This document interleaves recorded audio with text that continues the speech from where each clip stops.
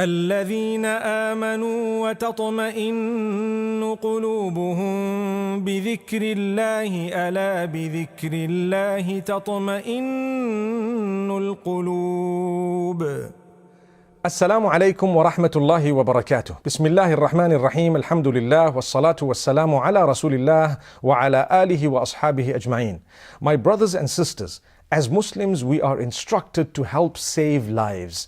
If you save a life, it is equivalent to having saved humanity at large. And if you were to take the life of an innocent person away, it is equivalent to having destroyed entire humanity.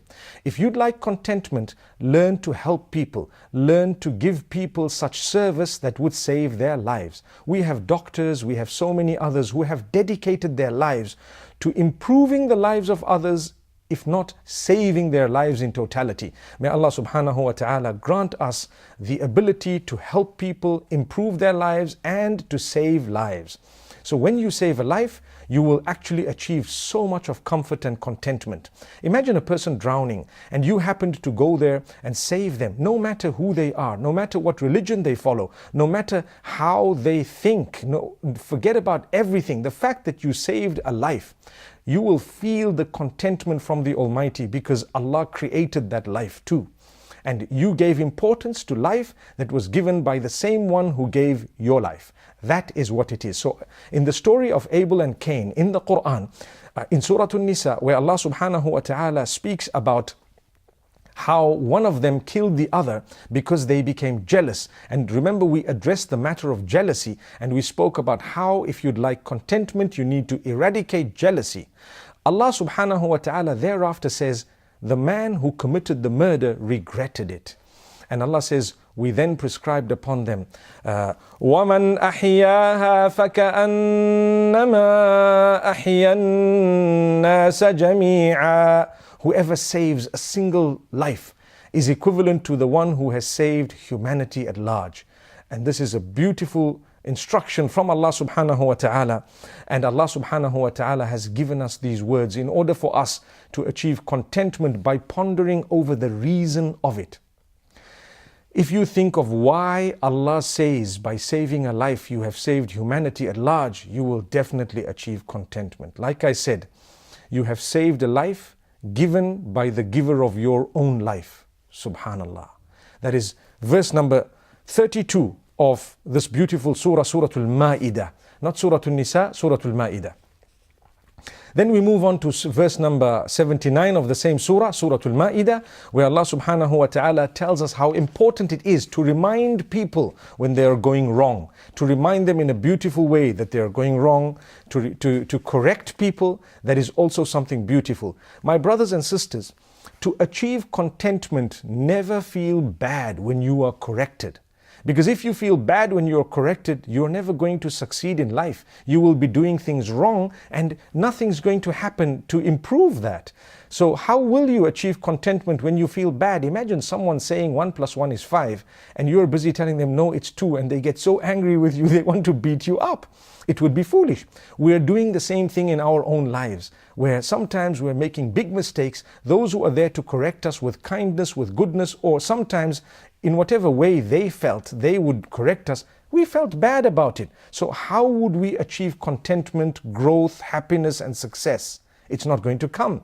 For this reason, Allah says, not only should you be from among those who doesn't feel bad when they're corrected, but you should learn to have the courage to correct people in a beautiful way where they have gone wrong, no matter what. Allah says, the previous nations were destroyed because they didn't correct each other when they were going wrong. كانوا لا يتناهون عن منكر فعلوه لبئس ما كانوا يفعلون. Allah speaks of a previous nation and He says they were destroyed because they didn't prevent each other from vice and from evil, from that which is bad. That's why they were destroyed. So remember this beautiful advice from Allah subhanahu wa ta'ala. We move on in Surah Al-Ma'idah again to the topic of halal. Allah subhanahu wa ta'ala tells us how important it is to consume that which the name of Allah subhanahu wa ta'ala was mentioned upon. And this is speaking about halal food. And Allah says, وَكُلُوا مِمَّا رَزَقَكُمُ اللَّهُ حَلَالًا طَيِّبًا وَاتَّقُوا اللَّهَ. Verse number 88, Surah Al-Ma'idah. Eat from that which Allah has bestowed upon you that is halal. Halal and tayyib. Two qualities that need to be found in the food. Animal rights activists speak about how badly animals are treated. Do you know that we're taught the same thing? We're taught to speak up about how badly animals are treated. Because of the commercialization of the consumption of meat and so on, poultry, whatever it may be, it doesn't mean we should become people who harm animals or we don't treat them well. If you want contentment, even treat the animals with goodness. Remember that. The chicken you might want to consume, the beef you're going to have, subhanallah. Imagine that animal was treated in a very bad way because of you. Because you were the one who wanted to munch away at that burger of yours, subhanallah. Why would we treat an animal badly? For us, that is absurd. If you're not prepared to treat the animal correctly, don't consume that. It will not bring about contentment and goodness. Imagine to treat animals that are not even consumable by us, such as dogs and pigs, to treat them with care and respect and with kindness is an act of worship that would achieve forgiveness and even paradise. What about those animals we consume? The Prophet Muhammad, peace be upon him, has expressly said that you treat animals with respect even if you were to consume those animals the day that you are slaughtering them, and prior to that you make sure that it is done fulfilling all the rules and regulations. That is when it will be called halal and tayyib. Many people are mistaken. They think that, it's okay for that animal to have had the name of Allah mentioned upon it and that's it. No, you've got to look at the life of that animal. Was it treated correctly?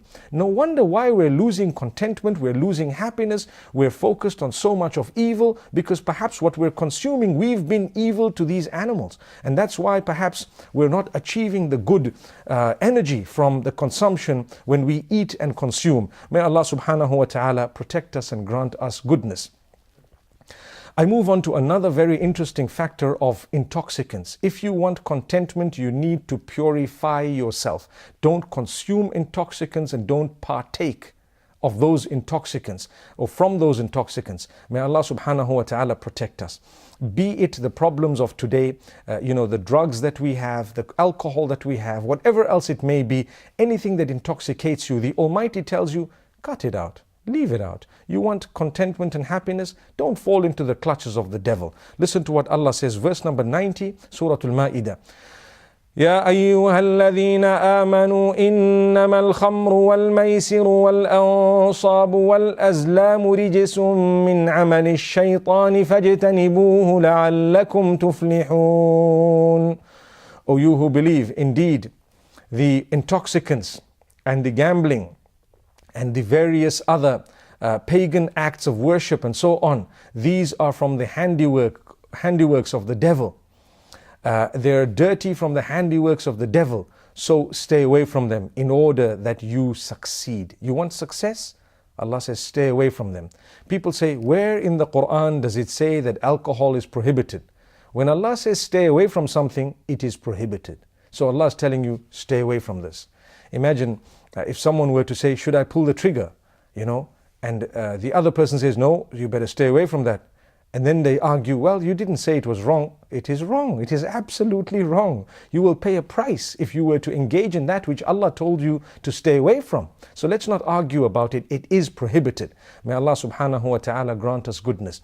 The reason why it is prohibited is Allah wants to grant you goodness, contentment and happiness. And He says, this is from the handiwork of the devil, an abomination from the handiwork of the devil. So stay away from it. My brothers and sisters, there are various bad habits that may not get to the point of intoxication, but if they are harmful to your body, they are not pure. We spoke about purity moments ago, how to treat animals. Well, sometimes certain things you do to yourself are actually very bad. If you want contentment, cut those habits out. I give you one simple example, the habit of smoking. The habit of smoking is such that people say, oh, you know what, well, what's wrong with it? It's my own money and that's not your own body.